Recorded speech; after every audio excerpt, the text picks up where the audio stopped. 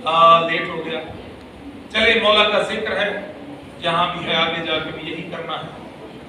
اب تھوڑی سی توجہ تھا کہ پیغام، چونکہ مجھے ذرا یہ پاک سیدہ کی دی ہوئی خیرات ہے جو میں آگے تقسیم کرتا، تو مجھے ذرا سکون نہیں ملتا اگر میں تھوڑی دیر جو پیغام پہنچانا چاہتا ہوں، چونکہ مختصر وقت میں وہ پہنچایا نہیں جاتا. اب 15-20 منٹ میں کیا کروں، اب تھوڑا سا مجھے لیے مشکل ہو جاتا ہے.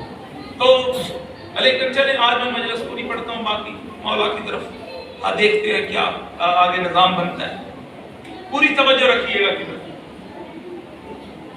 کائنات کا اللہ کیا ارشاد فرما رہے ہیں. کل کی باتیں ذہن میں ہیں، باتیں ہیں ذہن میں. میں نے کیا کہا تھا کہ یہ مجلس حسین میں جو آتے ہو تم اپنی مرضی سے نہیں آتے ہو، تمہیں مولا حسین بلاتے ہیں، چونکہ یہ مولا حسین کا گھر اور کمال ہے کہ مولا حسین کا گھر بھی ہے، ساتھ خدا کا گھر بھی ہے.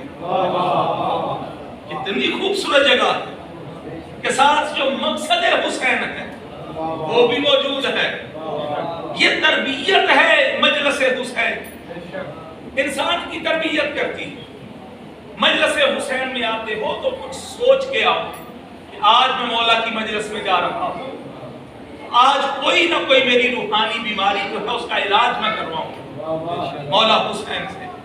آج کل میں نے بولا تھا کوئی ایسی نیت کر لو کہ مولا میرے اندر یہ والی روحانی بیماری موجود ہے، میں بغض زیادہ رکھتا ہوں، میں کینہ رکھتا ہوں، یا میں جھوٹ زیادہ بولتا ہوں. اگر کوئی ایسی بیماری آپ کے ذہن میں ہے، یاد رکھنا لوگوں سے بندہ چھپا لیتا ہے، لیکن جن کا ذکر ہے وہ دلوں کے بیچ جاننے والے ہیں. ان کو سارا پتا ہے، یہاں پر آتے ہو کس نیت سے آتے ہیں ان کو سارا پتا ہے. تو اپنے دلوں کو صاف کر کے آؤ. مجلس حسین تزکیہ نفس کا باعث بنتی ہے، یہ دلوں میں روشنی کا باعث بنتی ہے. ادھر آؤ کردار سازی کی جائے. اور میں اکثر کہتا ہوں علی والا کہلانا، یہ دعویٰ کرنا بڑا آسان ہے کہ میں علی والا، علی والا بننا بڑا مشکل ہے. پوری توجہ رکھیں. بندہ سارا دن سیاست پہ بحث کرتا رہے، لوگوں کے گھروں کی باتوں پہ بحث کرتا رہے، فلاں ایسا فلاں ایسا. کیا کبھی اس نے غور کیا ہے کہ اس کی ماں بھی اس سے راضی ہے کہ نہیں؟ کیا اس کا باپ بھی اس سے راضی ہے کہ نہیں؟ سارا دن محلے والوں کا نوکر ہو کے تو گھومتا رہے، لیکن اپنے گھر والوں سے ناراض، بیوی بچوں کے وہ فرض جو ہے وہ پورے نہ کرے، وہ علی والا نہیں ہو سکتا. یہ دعویٰ آسان ہے، علی والا بننا مشکل ہے. میں ایک سادہ سی بات کر لوں، مجھے ذرا رک کے بتائیے، کئی بندے یہ داڑھی نہیں رکھتے. کیوں نہیں رکھتے؟ کہلاتے ہیں جی ہم علی والے، لیکن داڑھی نہیں رکھتے. بابا مجھے بتاؤ، اور ان کی منطق کیا ہوگی اگر میں نے داڑھی رکھ لی میں خوبصورت نہیں لگوں؟ اور بندہ خدا کائنات میں سب سے خوبصورت ہے مولا حسین کا بیٹا علی اکبر. کائنات میں مجھے بتاؤ اس سے بڑھ کر کوئی خوبصورت ہے جس کے حسن کے خراج کا نام جناب یوسف ہے؟ اتنا خوبصورت ہے. کوئی بندہ مجھے بتائے کہ شہزادے کی داڑھی نہیں تھی؟ تھی نا داڑھی. اب قبلہ مجھے بتائیے کیا مولا علی کے چہرے پہ داڑھی نہیں تھی؟ اور مولا علی کا لقب کیا ہے؟ وجہ اللہ، اللہ کے چہرے والا، اللہ کے چہرے والا. جب اللہ کا چہرے والا بغیر داڑھی کے نہیں ہے تو علی کا مارنے والا بغیر داڑھی کے کیسے ہو سکتا ہے؟ بھئی غفلت میں نہ رکھیے. اور یہ بھی ضروری نہیں کہ اتنی رکھو نہیں. معصومین فرماتے ہیں بس اتنی داڑھی ضرور ہو، فرق معلوم ہو سکے کہ یہ مرد ہے کہ عورت ہے. ایسا چہرہ نہ بناؤ کہ دور سے پتہ ہی نہ چلے مرد ہے کہ عورت ہے. اتنی داڑھی ضرور ہو، اس کے لیے کوئی گنجائش نہیں. جب کی گلی ہوتی ہے وہ چھوٹی رکھ، جن کی تھوڑی سی کم ہوتی ہے وہ تھوڑی سی بڑی رکھ، تاکہ دور سے پتہ تو چلے کہ یہ واقعی مرد ہے. عورت نہیں ہے. اور میں اپنی ماں بہنوں سے بھی تھوڑی سی گزارش کروں گا, وہ بھی جب مجلس حسین میں آتی, اور میں شریعت کی بات بتاؤں, میرے سامنے پڑھی لکھی شخصیات بھی موجود ہیں, سادات عظام بھی موجود ہیں, ذہن میں بات یہ رکھیے گا, شریعت کی روح میں اگر کوئی عورت بلا وجہ اپنے گھر سے باہر نکلے تو وہ ملعونہ ہوتی ہے. اگر مرد کی اجازت سے بغیر کسی مقصد کے گھر سے نکل جائے تو وہ صرف عورت ملعونہ نہیں ہوتی, اس کا وہ شوہر بھی ملعون ہو جاتا ہے. جس کی اجازت سے وہ بلا وجہ جب بھی گھر سے نکلو, جناب سیدہ کی کنیز جیسی ہونی چاہیے ویسی بن کے گھر سے نکلو. خدا کی قسم, جناب سیدہ کی کنیز کو جو بھی قیمتی چیز ہو اسے چھپایا جاتا ہے. قیمتی چیز کو چھپاتے ہیں نا لوگ. اب جناب سیدہ کی کنیز کتنی قیمتی ہے کہ اس کو چادر میں چھپانا ضروری ہے. جو چادر میں نہ چھپے وہ بی بی کی کنیز ہو ہی نہیں سکتی. پردہ بڑا ضروری ہے, اور شیعہ ہو ہی نہیں سکتا. ایسے تو میں فرقوں میں پڑھتا نہیں. کوشش کیا کیجئے قبلہ ان فرقوں سے ذرا دور رہے, کیونکہ اسلام میں فرقوں کی گنجائش ہے ہی نہیں. قرآن میں جب ڈائریکٹ کہہ دیا وَلَا تَفَرَّقُوا, خبردار فرقے میں نہ پڑھنا, جب قرآن نے کہہ دیا, اب کوئی یہ بندہ کہے کہ میں فلاں فرقے کا ہوں, یہ قرآن کی نفی ہے. اسی بات ہے, کوئی مشکل غلطی نہیں میں کر رہا تھا. بلکہ یہ اہل سنت اور یہ سب سے بڑا ظلم کیا, چاہے وہ ہم سے تھے جنہوں نے شیعت کو فرقے کے روپ میں لوگوں کے سامنے پیش کیا.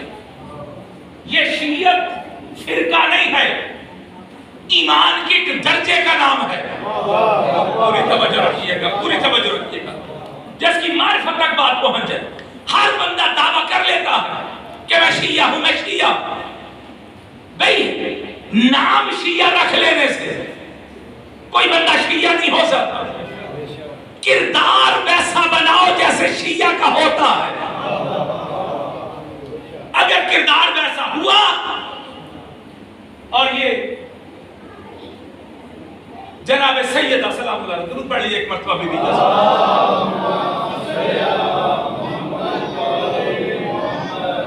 اللہ میں ذرا ڈاڈیاں نہیں شروع کر رہی ہیں, چھوٹے لیکن میری ذمہ داری ہے اور میں مجمع سے بے نیاز ہو کے پڑھتا ہوں. مجھے کوئی فرق نہیں پڑتا, مجمع سنتا ہے. مجھے اتنا پتا ہے کہ وہ جو پاک ہستیاں یہاں پہ موجود ہیں, جو اس ذکر میں موجود ہیں, میں ان کو راضی کر سکا کہ نہیں کر سکا.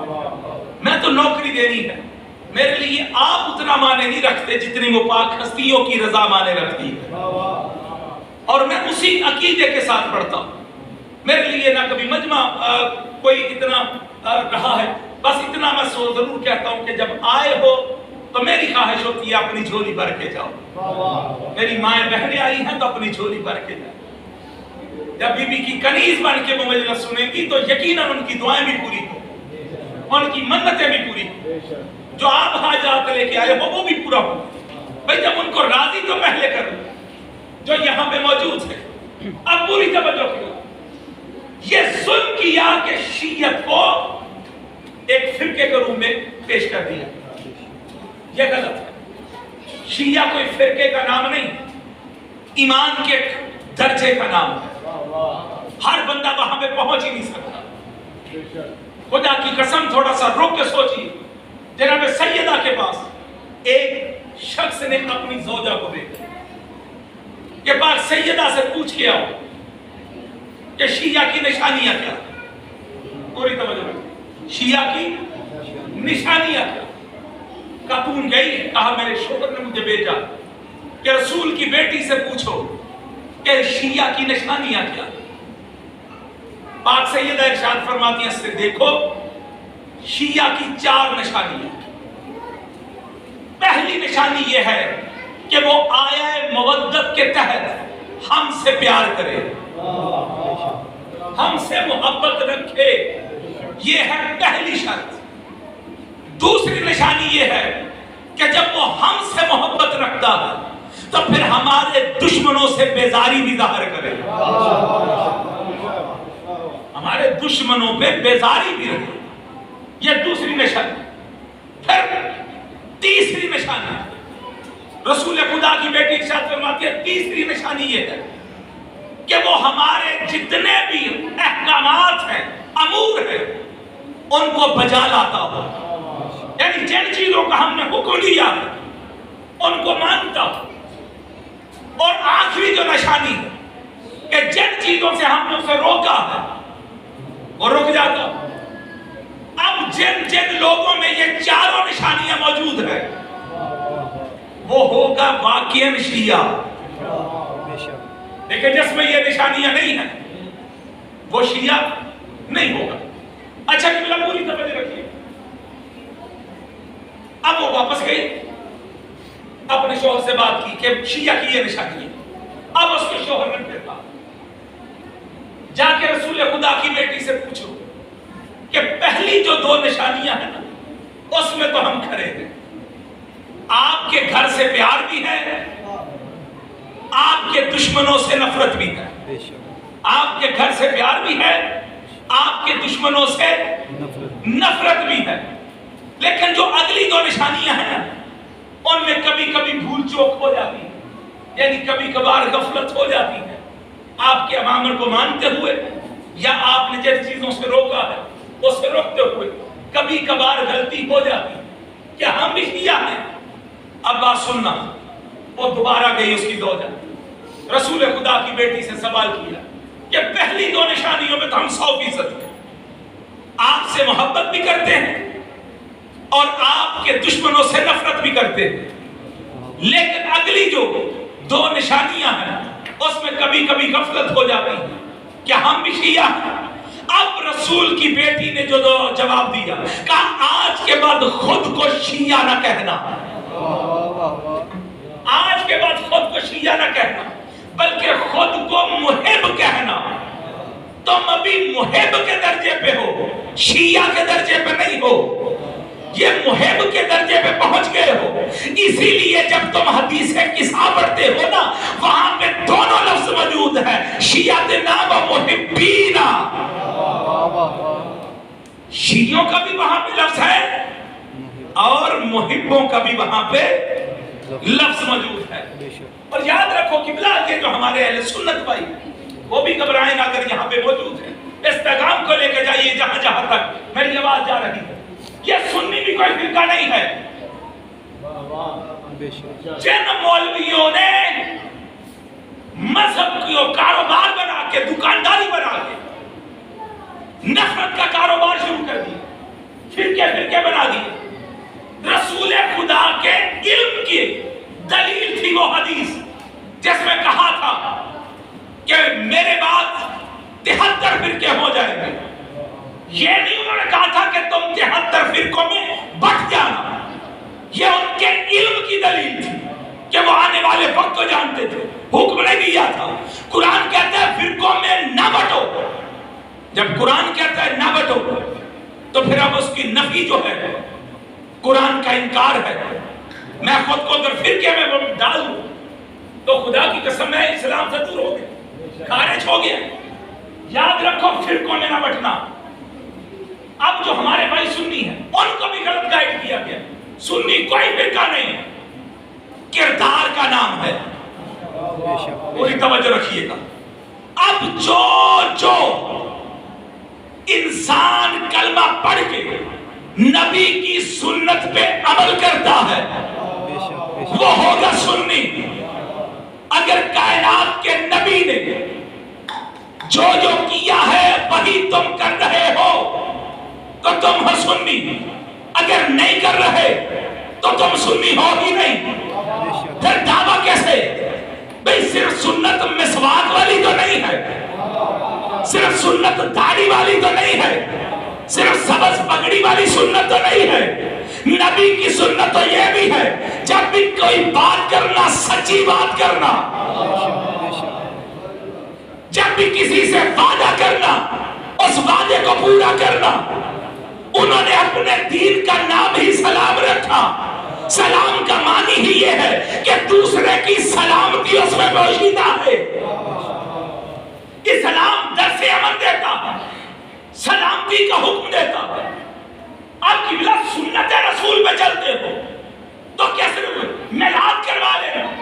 یہی سنت ہے؟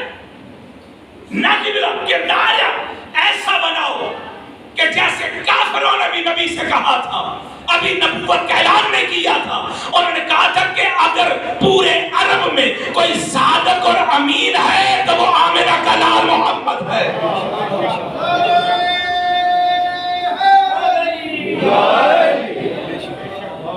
بھئی اپنے کردار کو ویسا بناؤ، پھر ہم بھی مانے کا سنت ہے۔ کیا صرف یہی سنت ہے؟ مجھے اتنا تو بتاؤ، اس نبی کی سنتیں کہاں تک بتاؤ؟ ہمارے کچھ بھائی ہیں جو فرقوں سے دور ہیں، جو نفرتوں سے دور ہیں۔ ہم کہتے ہیں اپنے کردار کو بلند کرتے جاؤ، وہ خود فیصلہ کرے گا ان میں سنی کون ہے، ان میں شیعہ کون ہے۔ یہ درجہ ایمانی، جیسے آپ نے نہیں سنا تھا سلمان ایمان کے 10ویں درجے پہ، سرکار ابو ذر ایمان کے 9ویں درجے پہ، جیسے وہاں پہ درجے ہیں ویسے یہاں پہ بھی ایمان کے درجے ہیں۔ ہر بندہ شیعہ بننے کا دعویٰ، سنی بننے کا دعویٰ کیا کوئی بن سکتا ہے؟ سنی بننا ہے، خدا کی قسم کیا نبی کی یہ سنت نہیں کہ جب بھی شہزادے آتے تھے میرا نبی ان کے لیے گھوڑا بن جایا کرتا تھا،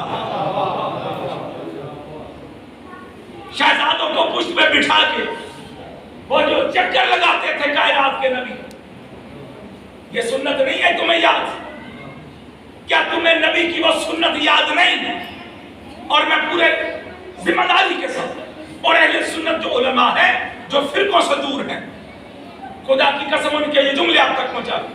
کبھی آپ نے غور کیا کہ یہ جو جمعہ کا خطبہ ہوتا ہے، یہ جو خطبہ دیا جاتا ہے عیدین کا، کبھی کسی نے غور کیا کہ آدھا خطبہ پڑھ کے، چاہے اہل حدیث ہو، چاہے اہل سنت ہو، چاہے اہل تشیع ہو، مولوی درمیان میں بیٹھ جاتا ہے، پھر اٹھ کے کھڑا ہو جاتا ہے۔ اب مولوی صاحب سے پوچھا جائے کہ آپ خطبے کو بھول گئے تھے؟ کیا خطبے کے درمیان تھک گئے تھے؟ چند منٹوں کا وہ خطبہ، اس میں تھکنا کیسا؟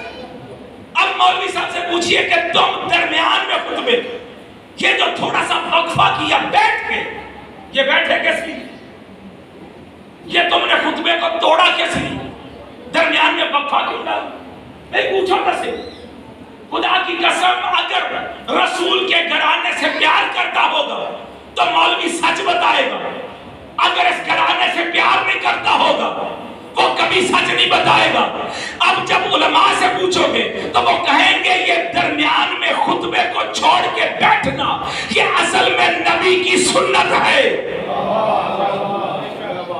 نبی کی سنت ہے۔ اب مولویوں سے پوچھو یہ کون سی سنت ہے، تو جب پوچھا جائے گا نا کون سی سنت ہے تو کائنات کے نبی کی سنت ہے وہ کہ جب نبی مسجد نبوی میں صحابہ کے مجمع میں خطبہ دے رہے تھے کہ اچانک دروازے مسجد نبوی سے ایک شہزادہ دوڑتا ہوا آ رہا تھا، ادھر جیسے ہی وہ قریب دروازے کے پہنچا ابا کے دامن میں اس کے پاؤں جو قریب تھا کہ وہ زمین پہ آ جاتا، میرے نبی نے بجلی کی سی تیزی کے ساتھ اپنے خطبے کو روکا اور خطبے کو روک کے مجمع سے گزر کے حسین کو اپنی گود میں لے لیا۔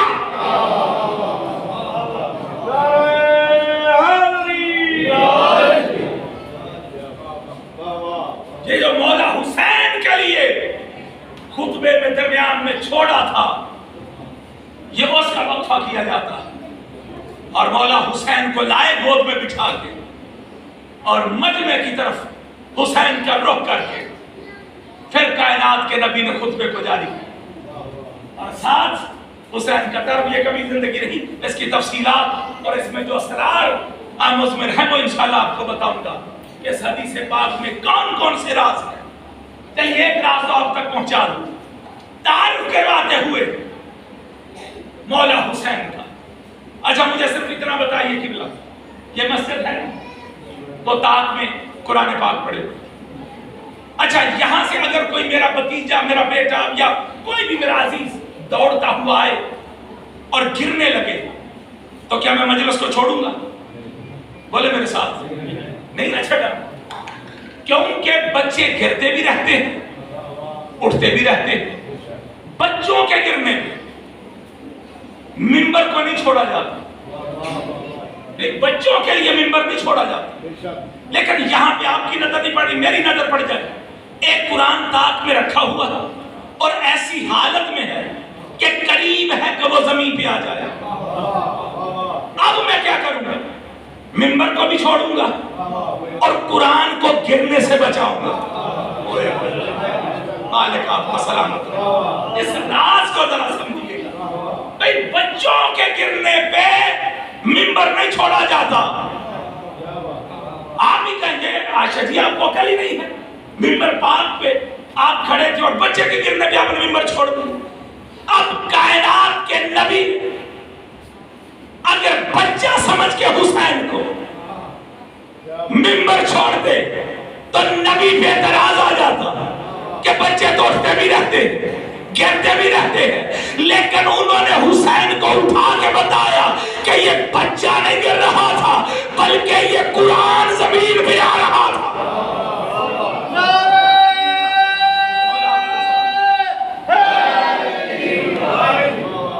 یہ قرآن زمین پہ آ رہا تھا جس کے لیے کائنات کے نبی نے ممبر کو چھوڑ دیا. اور وہ جو ممبر کو چھوڑا تھا, وہ جو درمیان میں توقف ہے, فاصلہ ہے, وہ میرے نبی کی سنت ہے. لوگوں کو بتاؤ تو صحیح نبی کی سنتیں ہیں کیا؟ کیا تمہیں نبی کی وہ سنت یاد نہیں کہ کائنات کے نبی کی جب بھی پاک بیٹی تشریف لاتی تھی کائنات کے نبی اٹھ کے کھڑے ہو جاتے تھے؟ کہ تمہیں اس گھرانے کی عظمت کا پتہ نہیں جس کے لیے آدم سے لے کر عیسیٰ تک سارے نبی اٹھ کے کھڑے ہو, اسے محمد مصطفیٰ کہتے ہیں. اور جس کے لیے سید الانبیاء اٹھ کے کھڑے ہو جائے اسے جناب سیدہ کہتے ہیں.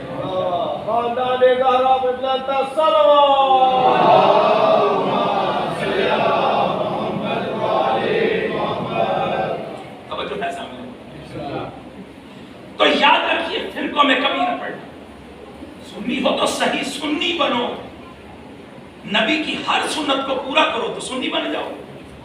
اب یہ نہیں کہ میں یہاں پہ نام لکھوا لوں, اور خدا کی قسم مجھے بڑا بعض دفعہ دکھ ہوتا ہے, عشق رسول کا دعویٰ لوگ بڑا کرتے ہیں کہ میں رسول سے بڑا عشق رکھتا ہوں, لیکن دکھ ہوتا ہے کہ رسول کی نالین مبارک کی شبیہ تو سینوں سے لگاتے ہیں, لیکن اس کا جو لہو کھلیوں میں رل رہا ہے, سادات جو ہے ان کی جو نسل ہے ان کی طرف دھیان ہی نہیں, ان سے نفرت. یہ اہل سنت عالمی ہے, یہ نعت خواں ہے یقیناً آپ نے, لیکن میں نے پہلے کہا میں فرقوں کو مانتے ہوں. کردار دکھاؤ, اگر سنیت والا کردار ہے تو میں سنی مان لوں گا, اگر شیعہ والا کردار ہے تو میں شیعہ مان لوں گا. لیکن تم میں وہ ساری شرطیں پوری کر ہی نہیں سکتے. تم محب کے درجے پہ آ جاؤ تو بڑی بات ہے, تم محبی بن جاؤ تو بڑی بات ہے. تم کہاں سنی بنو گے, تم کہاں شیعہ بنو گے. فرقوں میں نہ پڑنا, اپنے کردار کو بلند کرو. اور خدا کی قسم روک کے دیکھیے گا, یہ لوگوں نے ظلم کر دیا اسلام کے ساتھ. یہ ایک نعت ہے, میں نے پہلے کہا کہ میں جو بھی اچھی بات کرے میں اس کو اپنے سر پہ بٹھاتا.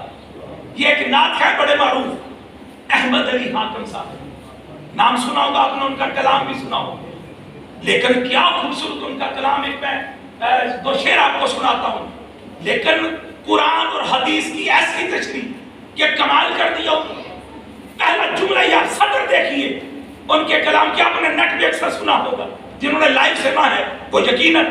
احمد علی حاتم صاحب کہتے ہیں, ہوندی قائم نماز نہیں اونا دی جڑی بھول کے بطول نو پڑھ دے گے. سلامت رکھے, مالک آپ کو بعد ارشاد رکھے. جو رسول کی بیٹی کو بھول جائے اس کی نماز ہی نہیں, کیونکہ قرآن کہتا ہے کہ اس سے محبت کرو. تو محبت کا تقاضا ہے یاد رکھنا. اور جو بندہ بھول جائے جناب سیدہ, قرآن کا انکار ہو گیا. اور رسول نے فرمایا تھا جس سے میری بیٹی راضی اس سے میں راضی. جس سے میں راضی اس سے اللہ راضی، جس سے میری بیٹی ناراض اس سے میں ناراض، جس سے میں ناراض اس سے اللہ ناراض۔ اب اللہ کی رضا بھی سمجھ میں آ گئی، اللہ کی ناراضگی بھی سمجھ میں آ گئی۔ جس سے رسول کی بیٹی راضی ہے اس سے اللہ بھی راضی ہے، رسول بھی راضی ہے۔ جس سے رسول کی بیٹی ناراض ہے اس سے اللہ کا رسول بھی ناراض ہے، خود اللہ بھی ناراض ہے۔ اب اللہ کی رضا سمٹ کے کہاں پہ آ گئے جناب؟ اور اسی کی تشریح انہوں نے صدر میں کی۔ وہ کیا صدر تھی؟ وہ دی قائم نماز میں اونا جڑے بول کے بدل پڑھ دے وہی سڑن کے جا کے دوزخ وچ، وہی سڑن دے جا کے دوزخ وچ جڑے اے بچیاں تو سڑ دے۔ مولا آپ کو سلامت رکھے۔ تو بابا جس کے علاقے میں کوئی خون رسول ہے، سیدزادہ ہے، وہ بابرکت علاقہ ہے، خوش قسمت علاقے ہیں وہ، جہاں پر رسول کی اولاد آ گئی۔ یہ آپ کے لیے نعمت ہے، احترام کرو، تمہیں دین کی سمجھ آئے، چونکہ دین مضمر ہی وہی ہے۔ وَمَن يُعَظِّمْ جو میں نے کل بات کہی تھی، آج چونکہ وہ بات کہیں اور نکل گئی، کل سے پھر انشاءاللہ میں وہیں سے اکٹھا ہو جاؤں گا، پوری توجہ رکھیے گا۔ اب یاد رکھیے وہ انہوں نے کیا کہ سڑن دے اوئی دوزخ وچ جڑے دے بچیاں تو سڑ دے۔ اگلا شیر اگر سمجھ گئے میں سلامی پیش کرتا ہوں احمد علی حاکم کو، کیا خوبصورت اس کا یہ جملہ ہے۔ وہ آگے کہتا ہے کچھ ایسے نے مردود میاں، اس شعر کو لوہے دل پہ لکھنا، یہ میرا عقیدہ ہے کہ اس نے خود نہیں لکھا، کسی نے لکھوایا ہے، اسے پردے سے لکھوایا ہے کہ دنیا کو حقیقت بتا۔ لوگ اگر شیعہ یہ باتیں کریں تو لوگ مانیں گے، تو بتا کہ قرآن کیا کہتا ہے، حدیث کیا کہتی ہے۔ اب وہ کہتے ہیں کچھ ایسے نے مردود میاں وچ پڑھن نماز درود میاں، کچھ ایسے نے مردود میاں وچ پڑھن نماز درود میاں۔ گال دی سمجھ نہیں آئی بھئی نماز دے بھئی درود پڑھن والے مردود کیوں ہو گئے؟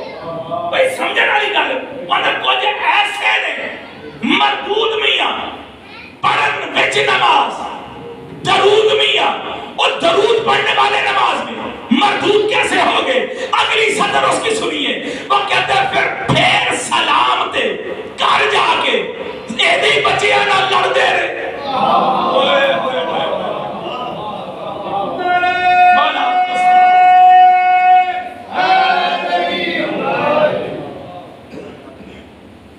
زہرا کے بچوں سے لڑائی بھی کرنی اور ان پہ درود بھی پڑھنا، اسے کہتے ہیں منافقت۔ سیدوں سے جھگڑا نہیں ہوتا، نہ کبھی کرنا۔ خدا کی قسم مجھے بڑا، میں نے آج کل کہا کہ میں چل پھر وہ بات ایک طرف چل پڑتی ہے۔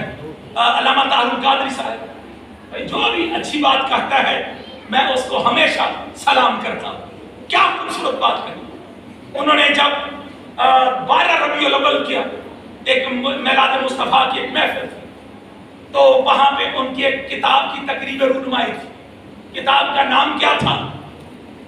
حسنین کریمین۔ 12 ربیع الاول میلاد کا مہینہ، اور کتاب کون سی چھپوائی؟ حسنین کریمین۔ اب لوگوں نے اعتراض تو کرنا کہ گال موسم بھی ہوگی، انہوں نے کہا علامہ صاحب اتنے پڑھے لکھے، یہ تو نبی کا مہینہ، ان دنوں میں اگر کوئی کتاب لکھتے تو وہ رسول کی شان میں لکھتے، لیکن آپ نے کیا کیا؟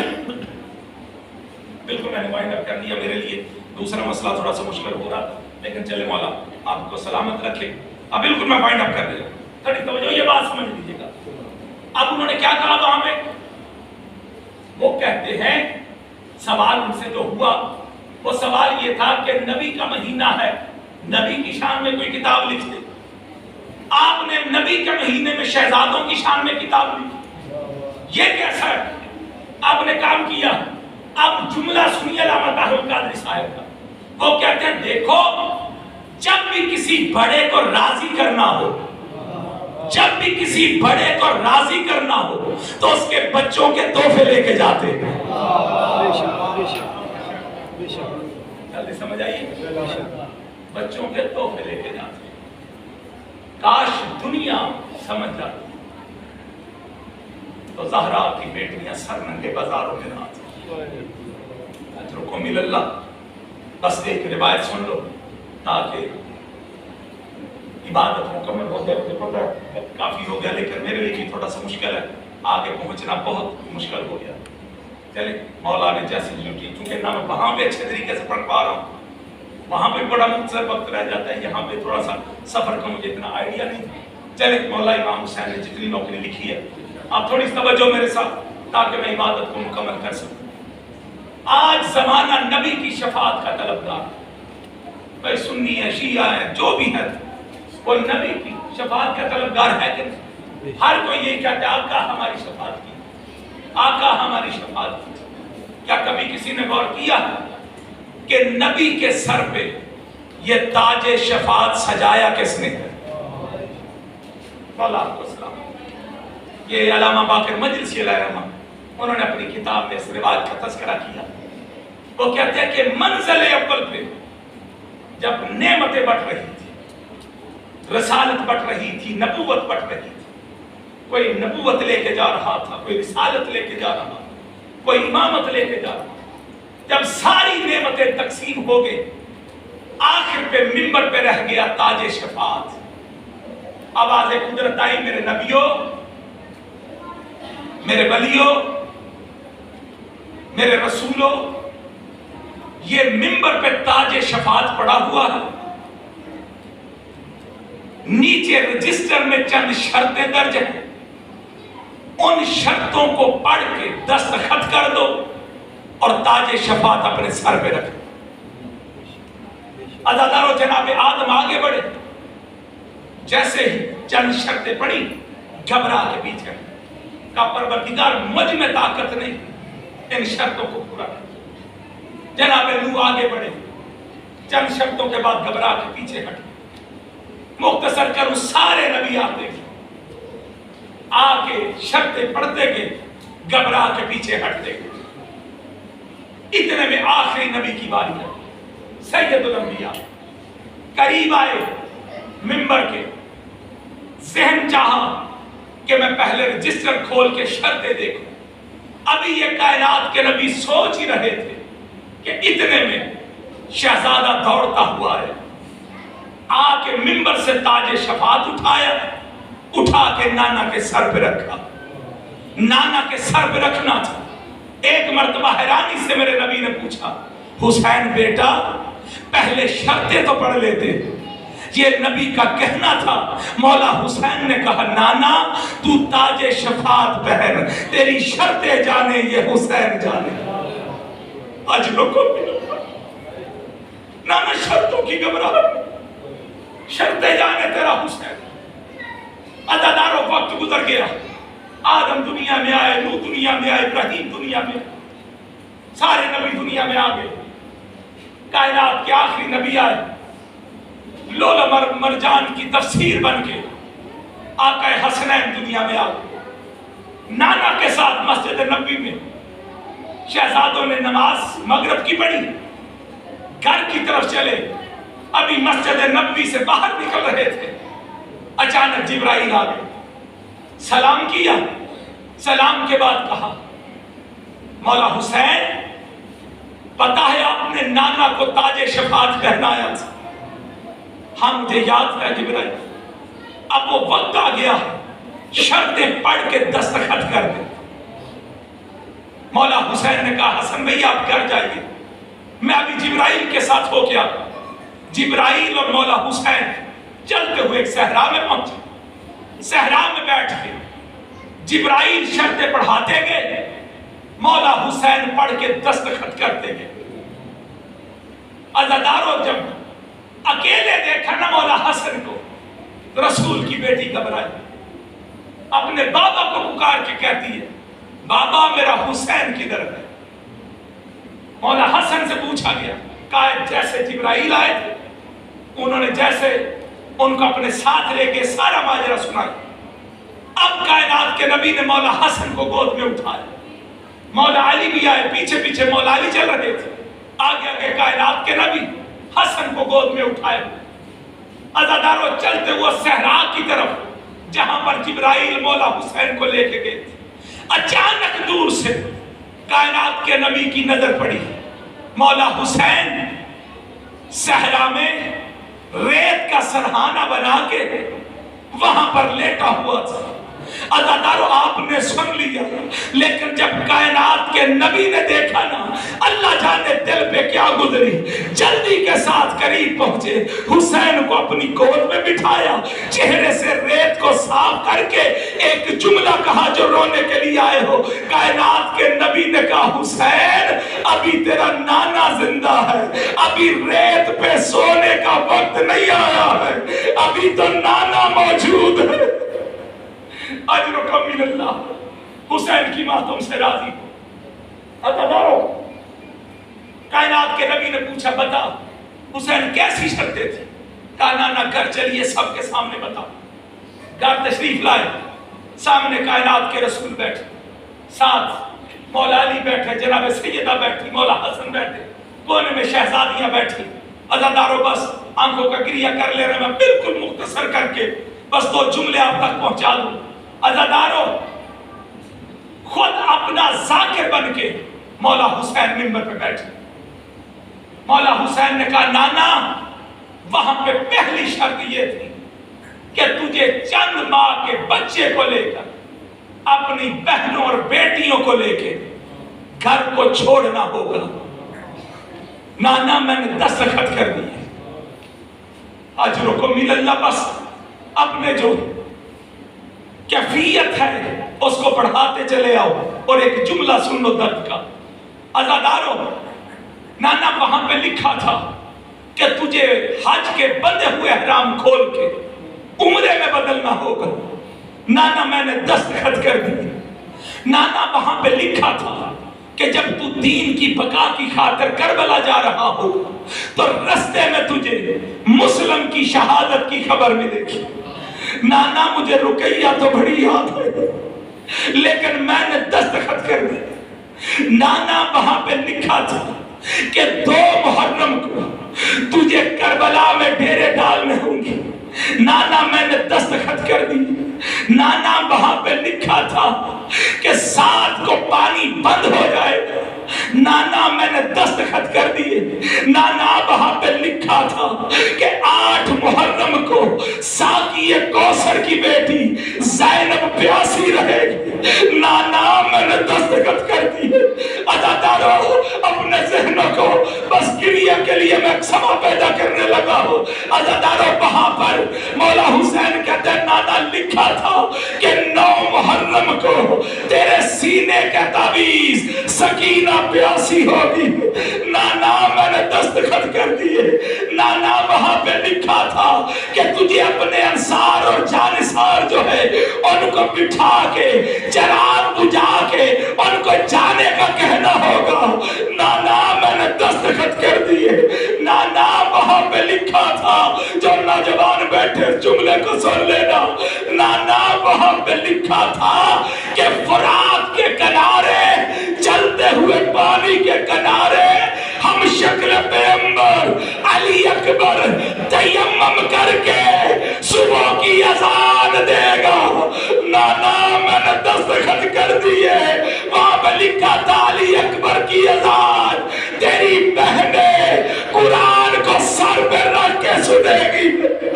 नाना मैंने दस्तखत कर दिए। नाना वहां पर लिखा था तुझे अपने जानिसारों के लाशें उठाने होंगे, कभी जॉन का लाशा, कभी हबीब इब्ने मज़ाहिर का लाशा। नाना मैंने दस्तखत कर दिए। जिसे अभी तक आंसू नहीं आए, बीबी से आंसू की भीख मांगे और इस जुमले को सुने। अज़ादारों मौला हुसैन ने कहा, नाना वहां पे लिखा था कि तुझे 32 साल के जवान भाई के बाजू फुरात के किनारे से उठाना होगा। नाना لکھا تھا کہ تیری بہن زینب کی نسل کربلا میں ختم ہو جائے گی. نانا میں نے دستخط کر دیے. نانا وہاں پہ لکھا تھا کہ تجھے علی اصغر کے لہو کو اپنے چہرے پہ ملنا ہوگا. مجھے رباب تو بڑی یاد آئی. نانا میں نے دستخط کر دیے.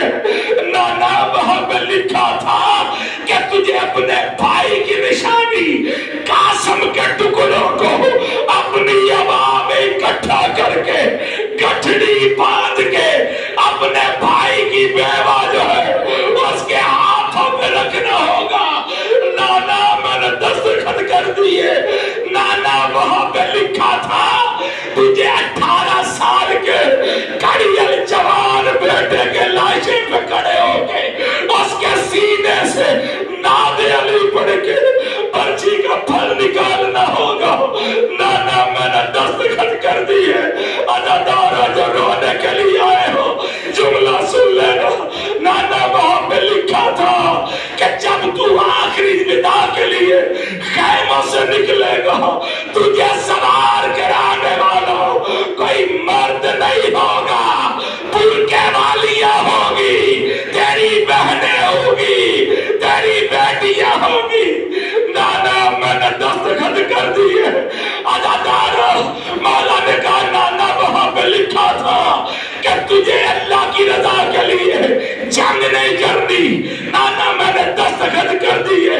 وہاں پہ لکھا تھا کوئی تجھے تیر مارے گا, کوئی تلوار مارے گا, کوئی پتھر مارے گا, کوئی تیرے زخموں پہ گرم ریت پھینکے گا.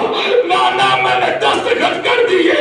نانا وہاں پہ لکھا تھا کہ جب تو زین سے زمین پہ آئے گا اور تیری بیٹی 4 سالہ سکینہ جب تیرے پاس آئے گی, ادادارہ وہاں پہ لکھا تھا کہ شمر کمینہ تیری بیٹی کو ایسا پیار کرے گا کہ اس کے رخسار نیلے ہو جائے. آج رکھو من اللہ حسین کی بات تم سے راضی ہو. اس غم کے سوا تمہیں غم نہ ملے. روتے بھی آؤ منتیں بھی مانتے چلو. بس آخری جملے سن لو دادا. نانا وہاں پہ لکھا تھا کہ تجھے تیری گردن پہ سجدے کے عالم شمر کمینہ خنجر سے ضربے چلائے. نانا میں نے دستخط کر دیے. ادادارو اگلا جو جملہ مولا حسین نے کہا پہلے اپنے سر کو جھکائے ہو, آنکھوں سے آنسو آئے اور جملہ میں اپنی ماں بہنوں کے لیے پڑھنے لگا ہوں, گریہ کر لینا. ایک مرتبہ مولا حسین نے کہا نانا آگے کام میرا نہیں تھا لیکن دستخط کر کے آ گیا ہوں.